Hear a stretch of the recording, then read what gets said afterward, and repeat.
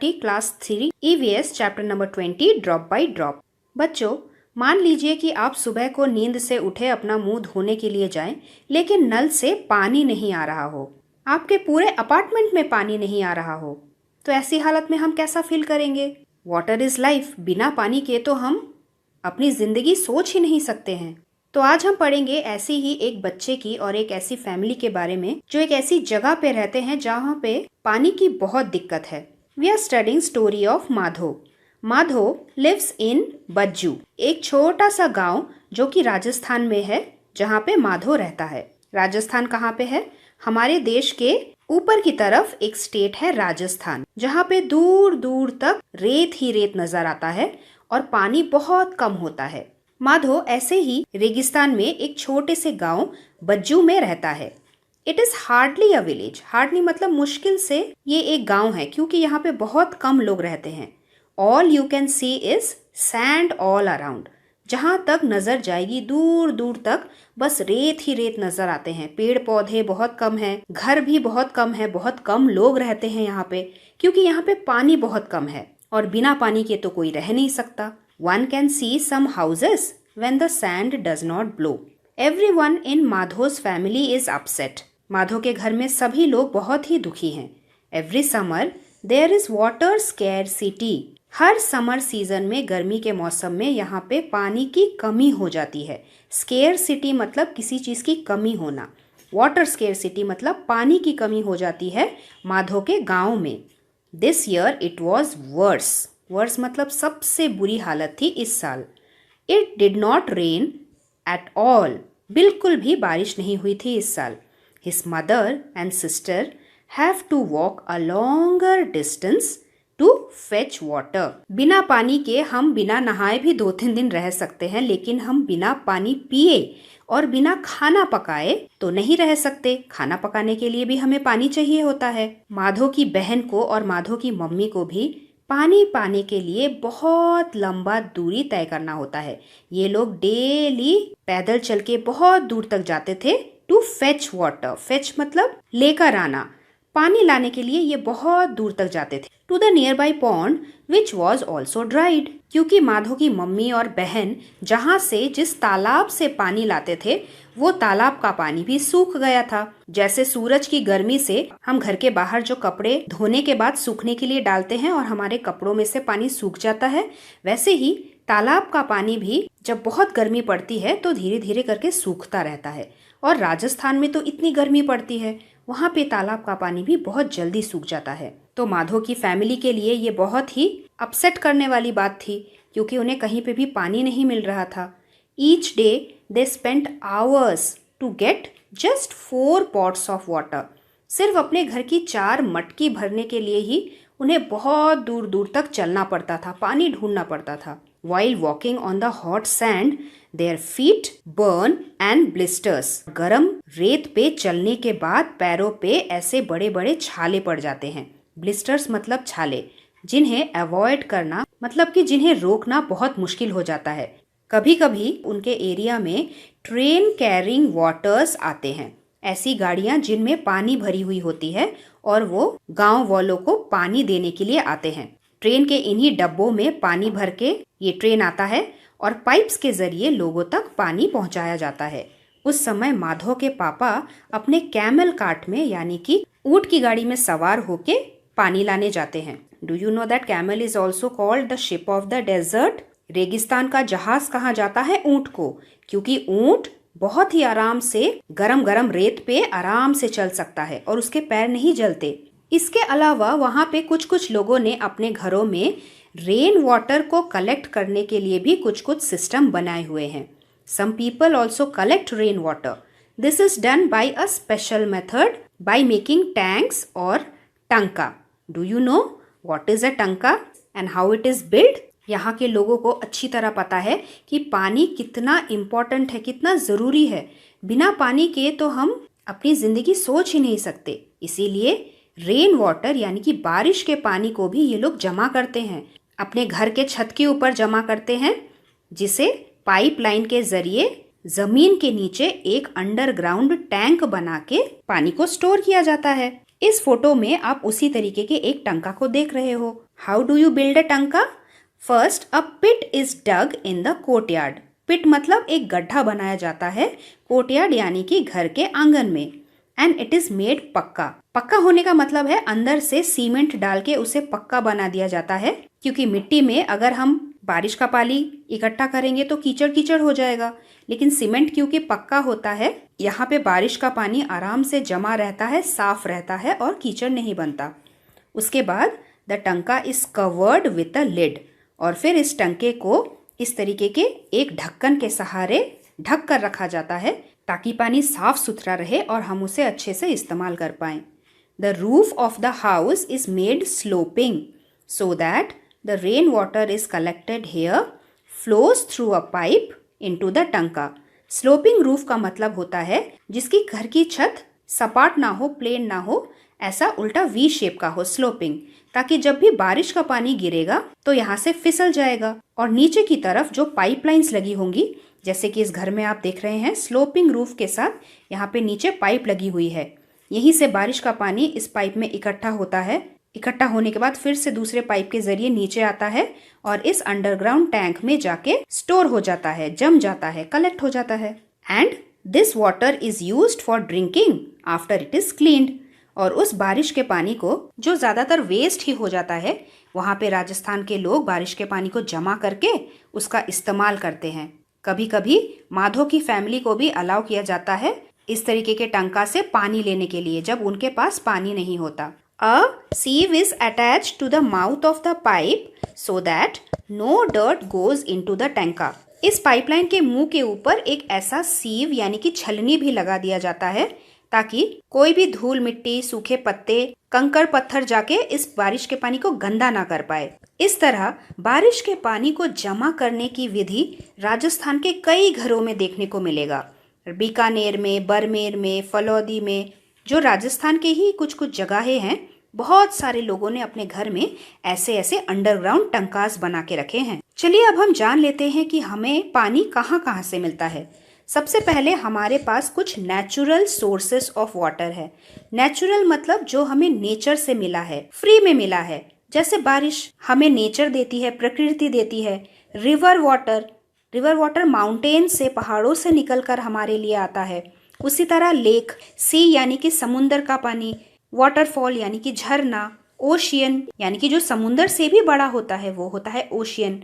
इन सब जगहों पे जो पानी मिलता है वो हमें प्रकृति, नेचर देती है, इसीलिए हम इसे नेचुरल सोर्सेस ऑफ वाटर बोलते हैं।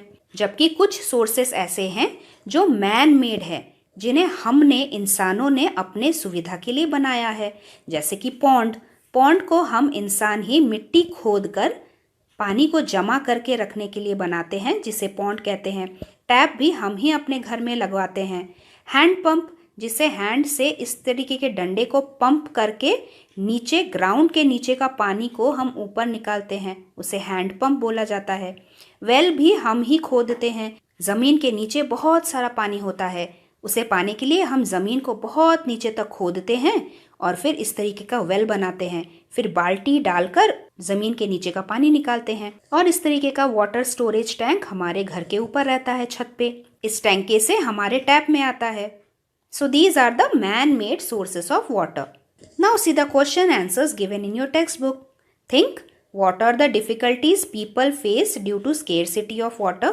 जरा सोचिए तो, राजस्थान के लोगों को जिन्हें एक एक बूंद पानी मिलने में इतनी दिक्कत होती है, वो अपने दिन भर का सारा काम कैसे करते होंगे? From where do the people in Madho's family in Madho's village fetch water for drinking? Madho जिस गांव में रहता है वहाँ के लोग कहाँ कहाँ से अपने लिए पानी लाते हैं? सबसे पहले people in Madho's village fetch water from a nearby pond. एक तो वो तालाब से पानी लेकर आते हैं, लेकिन जब गर्मी के मौसम में तालाब का पानी सूख जाता है तब क्या होता है? When the water gets dried up they have to walk longer distance to fetch water. Sometimes a train carrying water comes to provide water. Question number 2, Who fetches water in Madho's house? Madho के घर पे पानी उसकी mother और उसकी sister ही लाती है। They go to nearby pond to fetch water. And sometimes when the water carrying train comes, Madhur's father goes to fetch water in a camel cart. Question 3. Water collected in the tanka is mostly used for drinking only. Why? लोगों ने अपने घरों में जो टंका बना के रखा है ज़्यादातर उसका इस्तेमाल पीने के लिए ही होता है. ऐसा क्यों? Because the water in the tanka is covered. वो ढका हुआ रहता है और इसीलिए वो क्लीन यानी कि साफ रहता है. और पीने का पानी तो हमेशा साफ होना चाहिए. अगर हम गंदा पानी पिएंगे तो हम बीमार हो जाएंगे. इसीलिए टैंके का पानी mostly it is used for drinking only. Question 4. Is rain water collected in your house as well? If yes, how? क्या आपके घर में भी बारिश का पानी जमा होता है? अगर होता है, आप बारिश के पानी को कैसे जमा करते हैं? Question 5. Can there be any other method of collecting water? क्या कोई और उपाय है जिससे हम बारिश का पानी को जमा करके रख सकते हैं? So answer is yes. Rain water can also be collected in drums, buckets और रूफ टॉप टैंक्स. चलिए आगे पढ़ते हैं. Just like Madho, Sonal also faces water scarcity in her house. She lives in Bhavnagar. Bhavnagar भी राजस्थान का एक छोटा सा शहर है जहाँ पे सोनल नाम की लड़की रहती है और उसे भी पानी की कमी का सामना करना पड़ता है. Water is supplied only for half an hour in a day.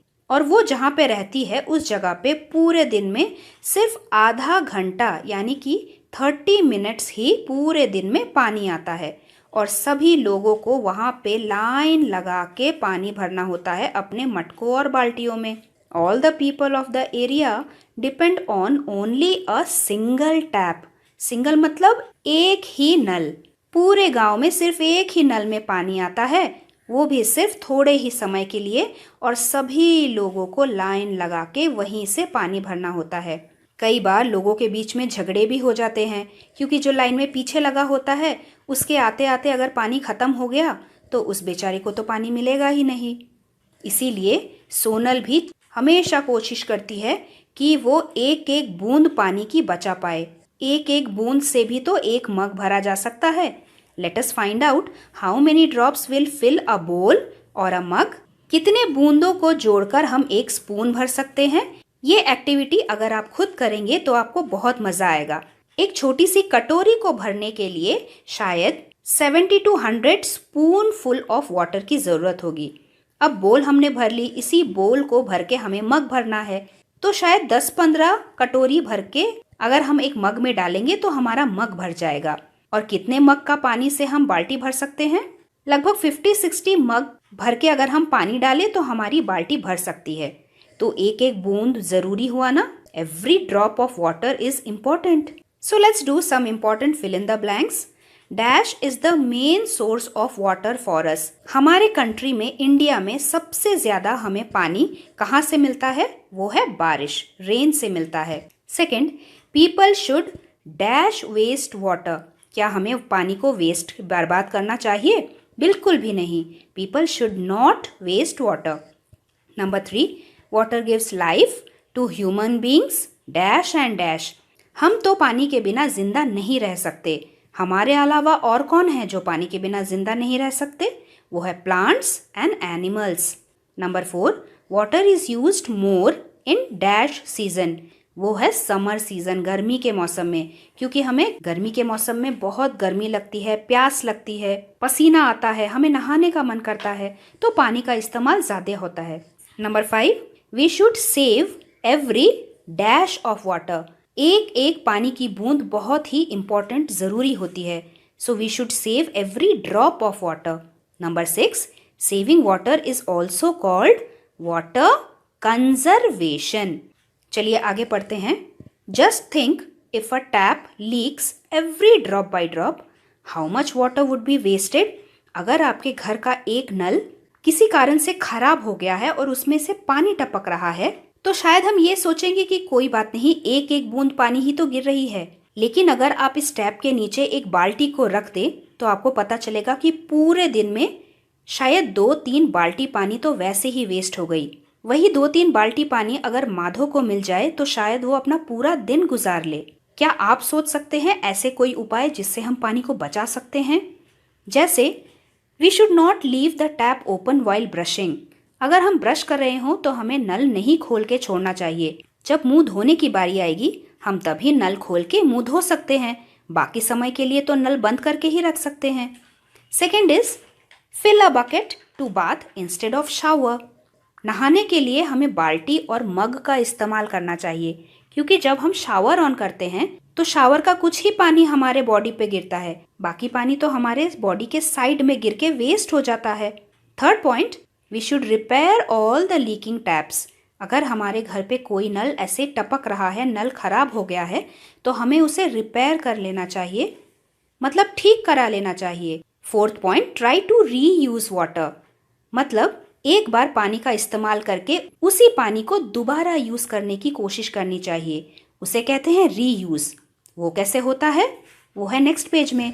जैसे आप देख रहे हैं, एक आंटी बहुत दूर जाके मटका भर के पानी लेकर आई।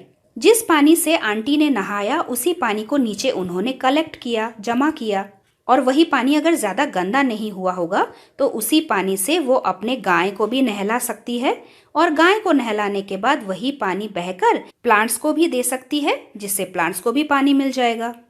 तो ये हुआ पानी का रीयूज।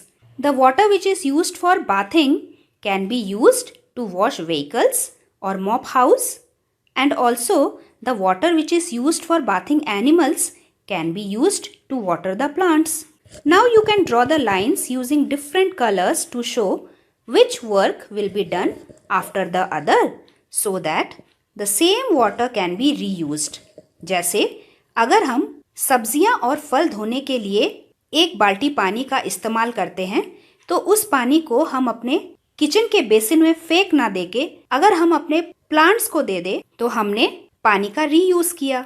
उसी तरीके से अगर हमने कपड़े धोने में एक बाल्टी या 2 बाल्टी पानी का इस्तेमाल किया, उस पानी को अगर हम फेंकने के अलावा टॉयलेट्स में यूज कर ले, टैंकी का अच्छा पानी फ्लश करने के बजाय अगर हम कपड़े धुले हुए पानी को फ्लश करें, इसका मतलब हमने पानी को रीयूज किया। उसी तरीके से अगर हमने एक मग पानी से अपने हाथ और मुंह धोए, वो पानी तो लगभग साफ ही है, उसमें कुछ गंदगी नहीं है। उसी पानी से अगर हम अपने घर में पोछा लगाएं तो वो भी हुआ पानी का रीयूज। इसी तरीके से पानी को रीयूज करके हम साफ पानी को बचा सकते हैं, क्योंकि पानी बहुत जरूरी है। Water is very precious, water saves life. You can also give some suggestions to reuse water. People use these methods only under conditions when there is scarcity of water. अगर आपके घर में भी गर्मी के समय पे अक्सर पानी की दिक्कत होती है तो आपके मम्मी पापा भी ज़रूर पानी को बचाने के लिए इस तरीके के अलग अलग मेथड्स का इस्तेमाल करते होंगे। लेकिन सिर्फ कमी के समय ही नहीं, अगर हम साल भर पानी को बचाने के लिए इस तरीके के छोटे छोटे उपाय करते रहें तो हम भी अपने पानी को कितना बचा पाएंगे। तो इसी के साथ हमने अपना चैप्टर को खत्म किया, सेव वाटर सेव लाइफ। अगर आपके मन में कोई भी प्रश्न या फिर डाउट हो, आप मुझे कमेंट बॉक्स में कमेंट कर सकते हैं। We will meet very soon with our next chapter. Till then, thank you very much and God bless you all. Thanks for watching and do like, share, subscribe our channel Mint Talk India for more upcoming videos.